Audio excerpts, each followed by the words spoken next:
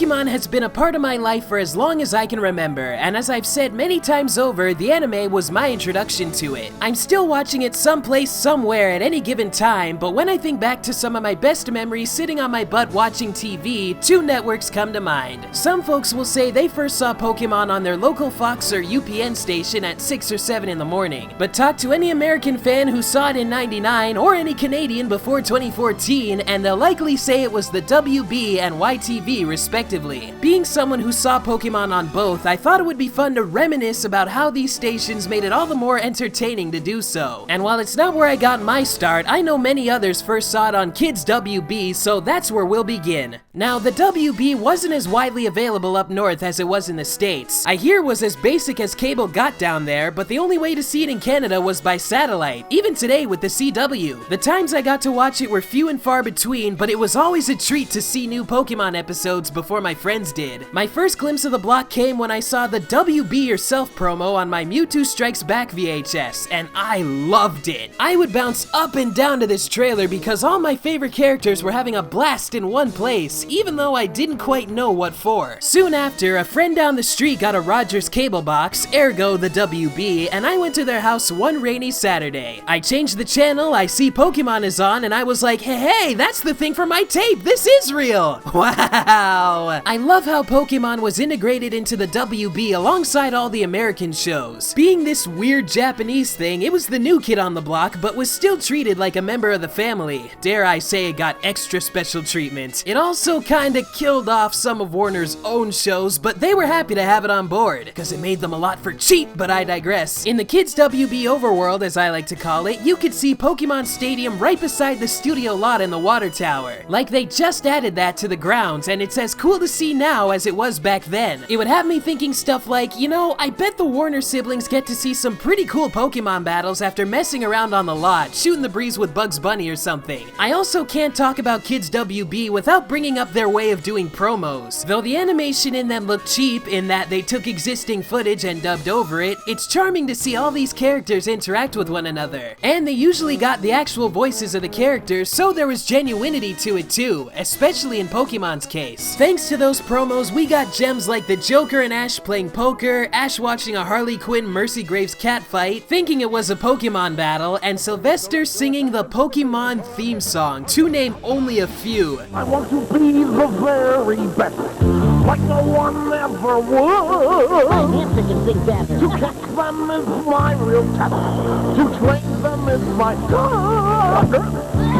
At the time I went into 2nd grade, my brother and I stayed with our grandparents and they had satellite, so we saw Kids WB a lot that school year. We got all the major feeds too, WGN, WSBK, the PIX channels, and KTLA. I didn't know what any of those meant other than this has the WB on it, but I liked KTLA because on the East Coast their weekday block started at 6, and it felt cooler watching Pokemon at 7 p.m. along with the other shows. I even taped a couple of those blocks in full and pinpointed one of the record dates to August 6, 2002, because ads for Spy Kids 2 said it was coming out the next day, plus 7-year-old me brought up the old Rogers channel guide. Check that out! The other block was likely recorded on August 14th due to the Pokemon episodes I taped. Said episodes were Aria dos Amigos and From Ghost to Ghost. The latter I really liked because it was the only time in Johto where Ash's Noctowl did some great battling. I transferred both those blocks to my computer and I am very happy I did. Later on, there were times where I played a few Pokemon games on KidsWB.com. One that sticks out is Hip Hop and Bop, a game where Pichu is trying to reach the top of the water tower while avoiding passing birds, which were actually just multiple Lugia. There was also a game where you busted ghost Pokemon with a flashlight, though I think it was just for the Ghastly line, and I can't remember the name of it. It's also cool using the web archive and seeing how crazy everyone was for Pokemon. I went to WB11.com before they had a kids site with a whole area devoted to the show, and it's cute seeing how clueless the adults were about this franchise. For example, on the Team Rocket page, they claim the charm on Meowth's head gives him intelligence, which is why he can talk. Oh, please. There was even a Pokemon message board on the site, with a few standout posts still archived there. One kid said Ash was hot and that she'd marry him someday, another said Japan was way ahead of the States and that Pika-Blue wasn't real, and one kid said a friend of theirs had a naked Misty card that they got from Japan and gave to a girl in their class. Ha! I knew I've seen that Misty's Tears card before on the playground! They then asked WB11 why they made such a thing, to which they replied, "We don't make any of the cards." Nice save there, guys.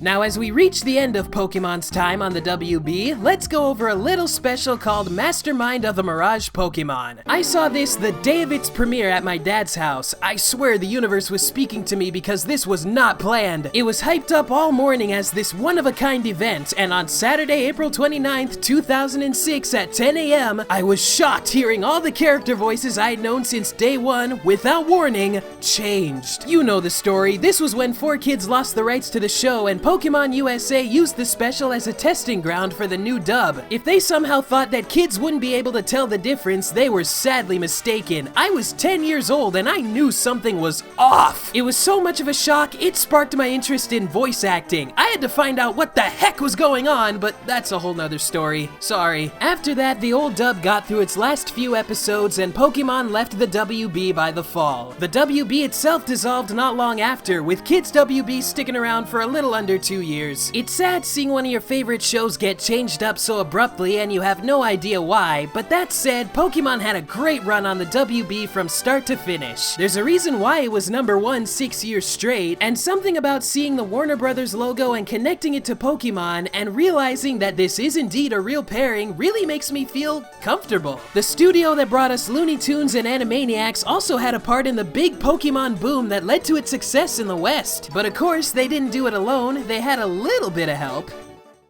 We'll be back after these messages. And now, back to our show.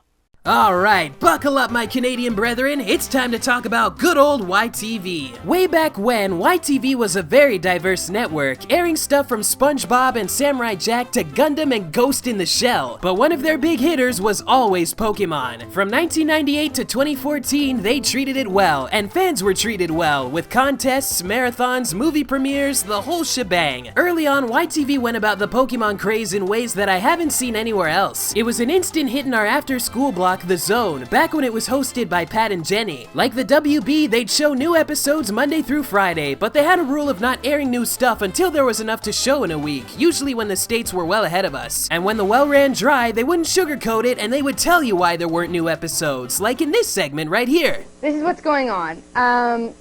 It has to do with Pokemon, so don't get upset.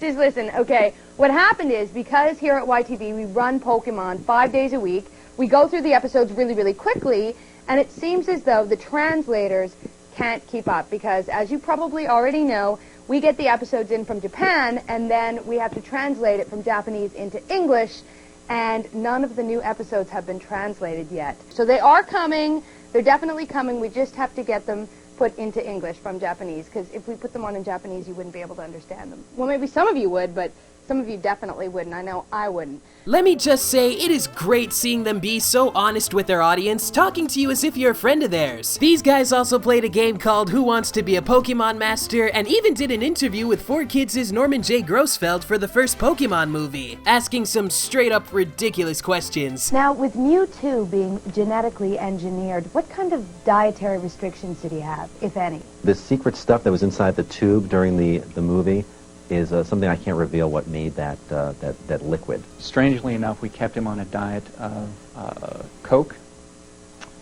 and carrots. You could tell that these guys, they really did like Pokemon. And as a kid, it felt so assuring seeing other people like the same stuff as you do and not making fun of you for it. Aside from The Zone, other showtimes for Pokemon were Saturdays at noon or 1 p.m., weekdays at 8 right before school, and 3:30 right after school. It was even on in the wee hours of 5 in the morning, and back in summer of 2006, my brother and I watched airings of Advanced Battle. They were a bit ahead of the Saturday slot, and we ended up seeing the Hoenn League earlier than most others. Waking up that early, you think it was all a dream, but it did in fact happen, and then the Battle Frontier started right after. The event, not the season. Those last 12 episodes, I say, are just pure fan service for fans of the old dub and the show up to that point. Ash got to see his old Pokemon, Misty rejoined the group for a bit, Charizard fought against an Articuno, Phanpy came back to Ash's team, and we were like, Phanpy, get out of here! I knew that was his in the intro. Getting a bit off track, but watching all that at 5 AM was a lot of fun. YTV also has a great way of promoting shows by going beyond telling you the basics. They really have fun with it, doing sketches and sometimes taking jabs at the source material. To show you what I mean, here's what a couple of the promos were like, the first of which being the very first ever for the show.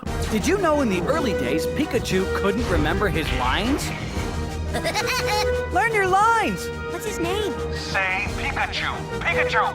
Mo-do-do-do. Cut! Tweety-Bird can do this. Wrong line, Pokemoron!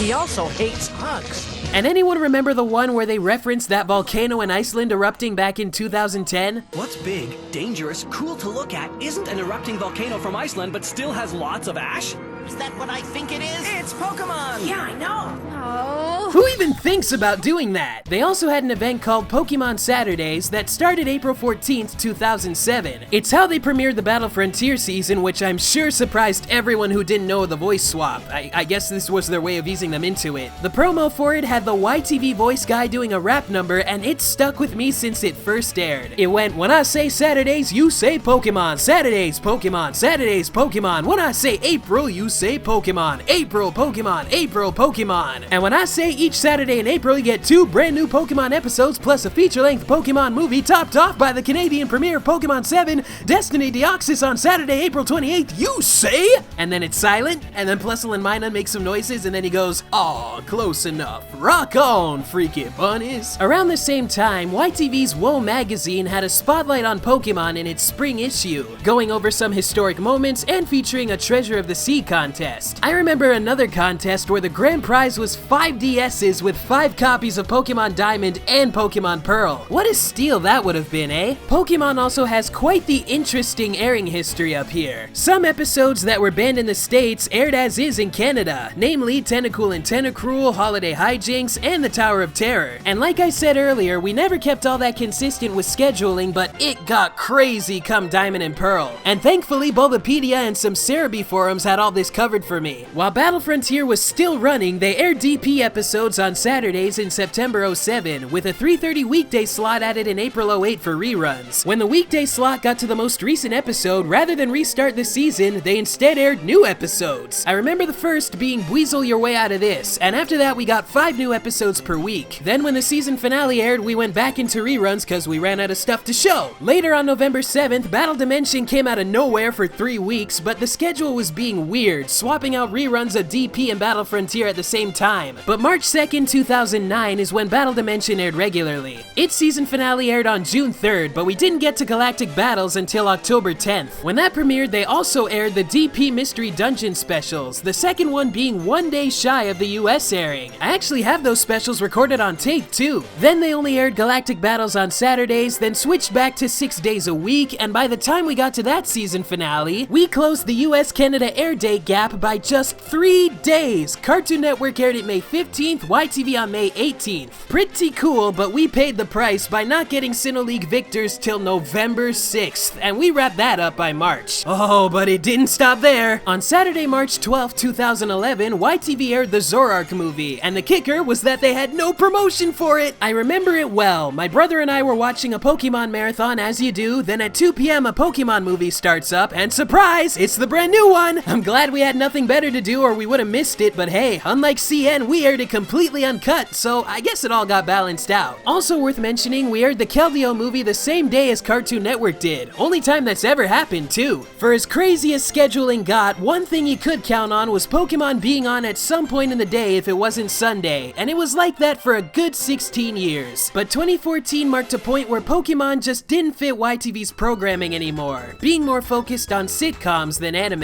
It aired one last time on September 2nd of that year, and since then moved over to Teletoon. At its last airing, Pokémon was YTV's longest running show, and they've aired it longer than any other English-speaking network. Whether they want to admit it or not anymore, it's undeniably important to their history. I don't usually get nostalgic for things I have access to, like TV shows, but more so for the networks they aired on and the time period surrounding them. Finding old bumpers and TV spots makes me really happy that I was there to see them when they first aired, and that it isn't all lost. So if you've got any memorabilia from a bygone era, especially if it's from YTV, I implore you to share that. Get some recording software, scan a magazine or two, and upload it somewhere. But for now, I'm glad I could talk about the times I watched Pokemon on networks that loved the show as much as I did. I mean, that's why Pokemonth is set up the way it is if you couldn't tell, and what those times truly, truly mean to me.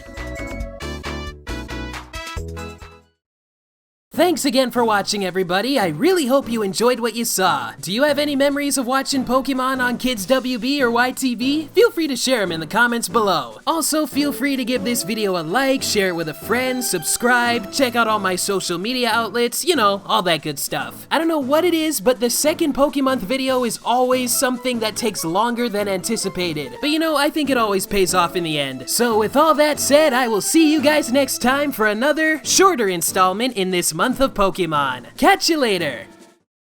Pokemania 1, 2, and 3 were such big hits, we're giving the fans a huge, steamy quadruple scoop of Pokemania 4. Let's take a call. It's Victoria calling from Victoria. Hi, Vicky. Are you excited about 4 all-new episodes? Like, totally. My question is, what happened to everyone's teeth? Squirtle, Jessie, Jiggly, Puff? Perhaps too much Pokédip. Too much Pokemania, not enough brushing. Get ready for Pokemania 4, Sunday, November 7th, 9 to 11. Leave it away on YTV.